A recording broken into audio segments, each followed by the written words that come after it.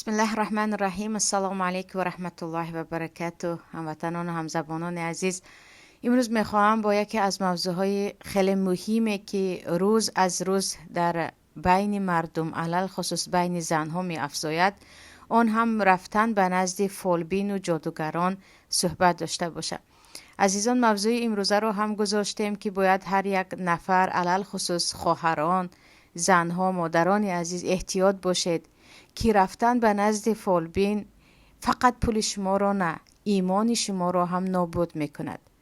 و اینجا چون مسئله شرک است و هر جایی که هر خانواده که هر مکانی که در آنجا شرک می افزاید، دیگر غضب الله بالای آنها نازل می شود و عملهای آنها تماما در نزد الله قدر ندارند. خواستم درباره رفتن به نزد فالبینان و کوتاه حقیقت درباره خود فالبین ها همراهی شما صحبت داشته باشم. پیش از همه عزیزان، الله میگوید لئن اشرکت لیحبطن عملک ولتکونن من الخاسرین. اگر شرک آوردی به الله، تمام عملهای تو نابود می شود، ضایع می شود و تو از جمله زیانکاران خواهی بود، در دنیا هم در آخرت هم.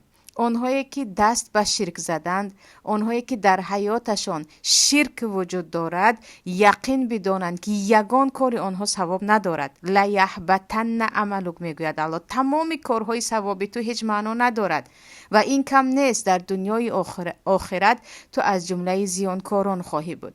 و اینجا مسئله فالبینی خیلی رابطه بزرگ دارد به مسئله شرک. پیش از همه هر نفری که بخشی هست، در جایهای ما بخشی میگویند یا فالبین است یا جادوگر هست، بعضیا میگویند ملا هست، در حالی که ملا جادوگر نیست. ملا کسی هست که یگان کسی بیمار رو آن هم همچون کسب نه، همچون کمک دعاخوانی میکند، آیت الکرسی میخواند، سوره بقره میخواند، فاتحه میخواند، همین.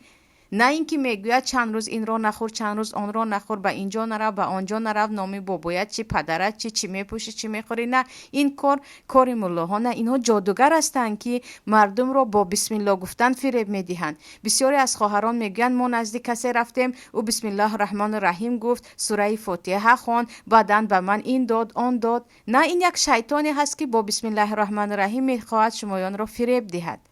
و اگر خودی به مسئله فالبین ها بیاییم، ببینید که در نزد تمام علما، در مذهب خود ابو حنیفه رحمت الله علیه هم فالبین مسلمان نیست. 1000 حج کرده باشد، 1000 بار بسم الله گوید، در نزد مردم سرش را به سجده ماند، هم فالبین در نزد یگان علمای اهل سنت مسلمان نیست. مادامی که فالبینی خودش را حلال میداند، جادوگری خودش را حلال میداند، برای آنکه آیتی که الله میگوید لا یعلم الغیب الا الله، این میگوید نه من هم غیب را میدانم. الله میگوید بجز الله کسی غیب را نمیداند مگر بعض پیامبران که بعض امور را الله به آنها خبر داده است.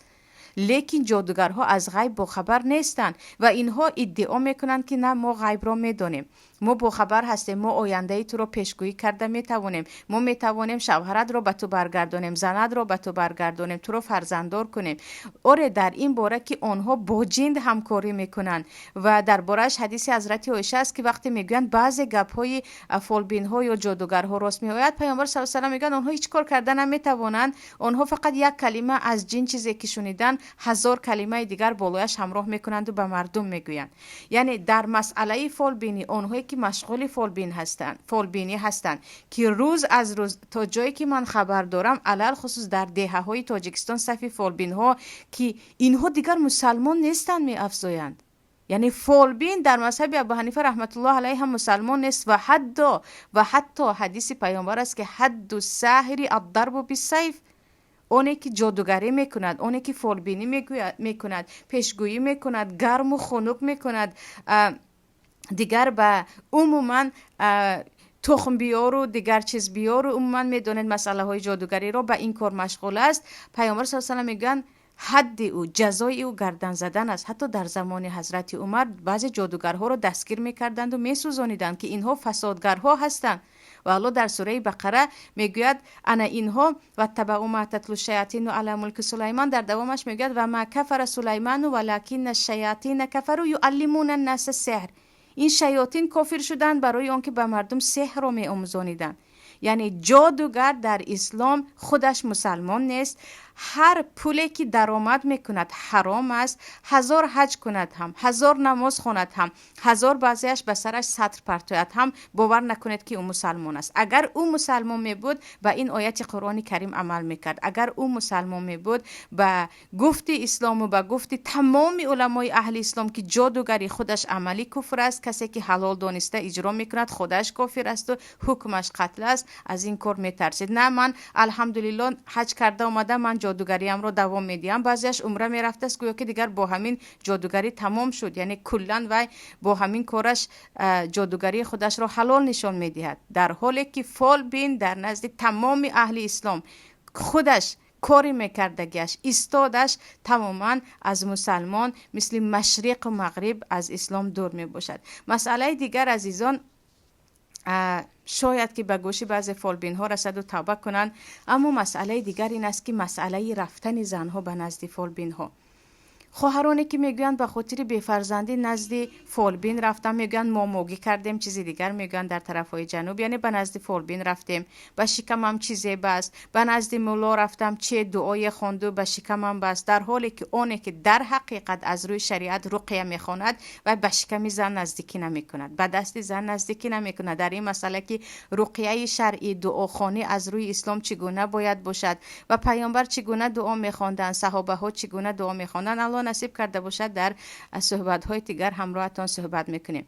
اما خواهرانی که به خاطر اینکه شوهرشون مثلا از ایشون دلخنک است یا فرزند ندارن، یا بعضی برادرها از اینکه کارشون برار نمیگیرد، بعضی پدر و مادر از اینکه عائله فرزندشون تنج و امان نیست نزد فالبین میروند، مسئله نزد فالبین رفتن اینقدر خطرناک است، اینقدر خطرناک است که در حدیث ابو داود پیامبر صلی الله علیه و سلم میگویند من اتی کاهنا فصدقه بما یقول فقد کفر بما انزل علی محمد صلی الله علیه و سلم.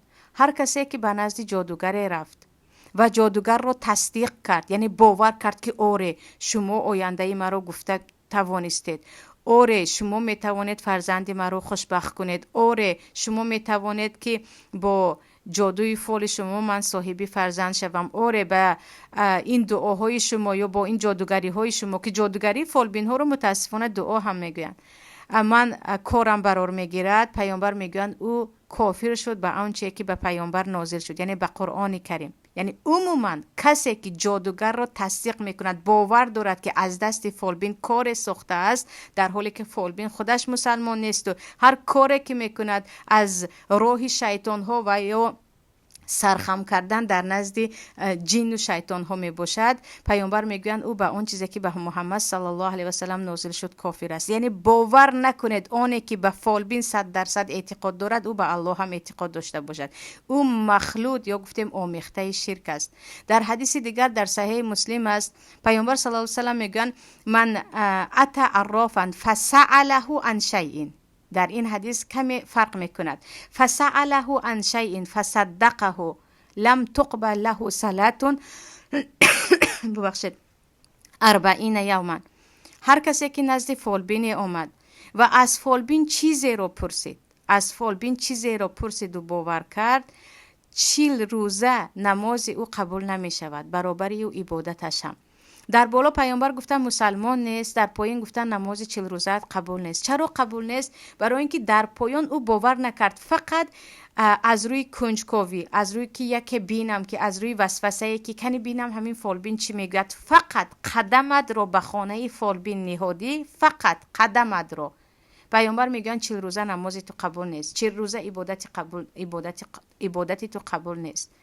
پس اینجا مسئله باور کردن به فالبین، یعنی او میتواند از دستش می آید گفتن، انسان رو کاملا از دین خارج میکند. خواهرانی که به فالبین باور دارند، مادرانی که میگویند نه ما بیمارانی خود را شفایش رو در فلانی فالبین و جادوگر دیده ایم، باید توبه کنند، عرض شهادت کنند، به الله برگردند، برای اون که در کفر واقع شدند.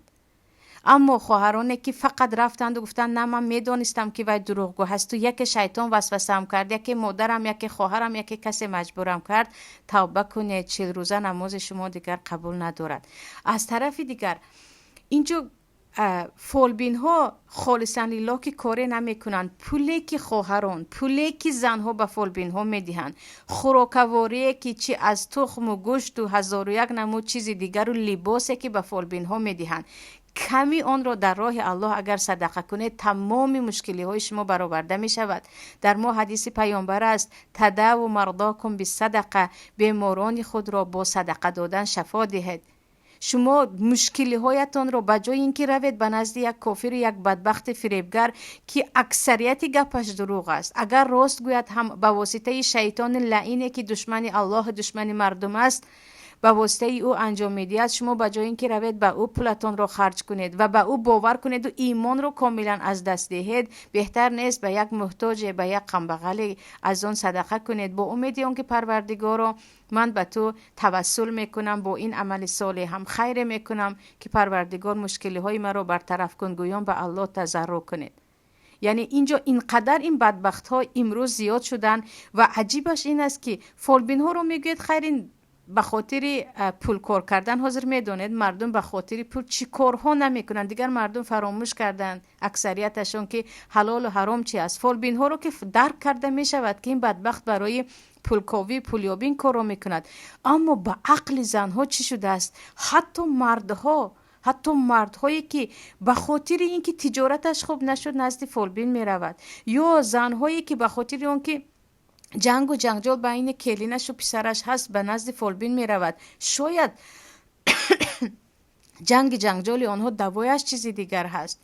مشکلی رو ما به جای اینکه صحبت کتی حل کنیم یا رویم نزد یک اهل علم، یک اهل مشورت که خالصا لله برای ما مشورت میدهد، خالصا لله برای ما راهنمایی میکند، ما هم پول خود را هم ایمان خود را می رویم نزد این فولبین های بدبخت که ایمان ندارند، موافق شریعت اسلام، موافق سخن پیامبر صلی الله علیه و سلم، آیت قرآن کریم، اینها ایمان ندارن، هزار ادعا کنند که من مسلمان هستم و من دیگر حج رفتم و یا به گفته خودشو من نمازخوان هستم و به پای طهارت نمیگردم، اینها میروند پول خود را به یک بدبخت میدهند. باز اعتقاد یا ضعف ایمان رو نگاه کنید که انتظار هستند که از دست فولبین چیزی می آید. و حتی زنهایی هستند که بیماری سرطان دارند، بیماری سرطانی که دیگر کودک هم میداند که از دست انسان چیزی نمی آید، نزد فولبین میروند که من بیماری سرطان دارم تو کار کن. زنک بجای اخلاقش را درست کردن که با شوهرش مناسبتش خوب شود، نزد فولبین می رود که شوهر مرا به من گرم کن یا قلب شوهر مرا به من گردان، در حالی که حدیث پیامبر از قلبهای مردم، قلبهای بنده ها در انگشتان الله هست. برای همین همیشه دعا میکردن که پروردگارا قلبهای ما را در دین خودت، در اطاعت خودت ثابت بدار. یعنی اینجا همون التجایی که چه خیلی گفتم پروردگار غنی است، حمید است، پروردگار نه به نماز ما نه به صدقه های ما محتاج است. این ما هستیم که فقرا و الله، به الله نیاز داریم. اگر از همان پول ها، از همان راهپیمایی و از این شهر به اون شهر رفتن رو ما به نزد الله میدویدیم، به رضاگی الله میدویدیم، این همه مشکلی ها از سر مردم برداشته میشه. چیزی دیگر احوال خود فولبین ها رو ببینید، خواهرانی که بعضی ها اعتقاد دارن که نه از دست فولبین چیزی میاد. این حالت این بدبخت خودش چی است؟ فولبین رو دیده زندگی از 100% باشد، یکیش به شوهر است، دیگرش فرزندش بدبخت است، دیگرش دخترش بیراه است و اکثریتش رو شاید 98% رو میبینید که پیش از مرگش به چقدر بیماری های دچار میشود بر عوض این همه جادوگری، این همه حرامخوری، این همه دشمنی که به دین الله داشت و به فولبینی دست زد. پس مسئله به نزد فولبین رفتن، مسئله حل مشکلی خود را در فولبین دانستن مسئله عادی نیست. مسئله هست که انسان را موافق حدیث پیامبر از دین خارج میکند، از دین خارج میکند. هزار اشهد ان لا اله الا الله ولیکن من باز به فولبین ایمان دارم، این گپ دروغ است. بر علا انسانی که به فولبین ایمان دارد، یعنی باور دارد و از دین خارج است، باید از نو کلمه شهادت عرضه کند، به الله توبه کند و برگردد به سوی پروردگار که این وعده الله است: من عمل صالحا من ذکر او انثى و هو مؤمن فلنحیینه حیاتا طیبه. وقتی شما عملهای صالح انجام میدید، کارهای خوبی، ثوابی که الله دوست می‌دارد انجام می‌دهید، شما در حالی که مسلمان باشید، فلنحیینه حیاتا طیبه، الله برای شما حیات طیب، زندگی پر از آرامی، زندگی آسایشته، چی با فرزندان، چی با شوهر، چی با عائله، چی با اطرافیان نصیبتان میکند. و این هم کم نیست: ولنجزینهم اجرهم باحسن ما كانوا یعملون. از این هم بهتر مکافات آنها را الله در روز قیامت در جنات الفردوسش میدهد. این بود عزیزان صحبت امروزه من. پروردگار تمام فالبین ها را هدایت کند که به راهش برگردند و هرگز دیر نیست توبه کردند. سحره فرعون، آنهایی که در زمان فرعون جادوگری میکردند، میدونید که توبه کردند و به الله سجده کردند و وفات کردند و شهید شدند. برای هر فالبین هم فرصت هست که توبه کند. برای هر یک زنی که به نزد فالبین می رود، برای او هم فرصت است که توبه کند. این الله هست که می گوید: این الله یغفر الذنوب جمیعا. تمام گناه ها را پروردگار می بخشد، اما به شرط آن که انسان خالصاً برای پروردگار برگردد و گناهایش را تماما، هر گناهی که می کرد از آن برگردد و توبه کند. این بود صحبت امروزه من. در پناه الله باشید. سلام علیکم و رحمت الله و برکاته.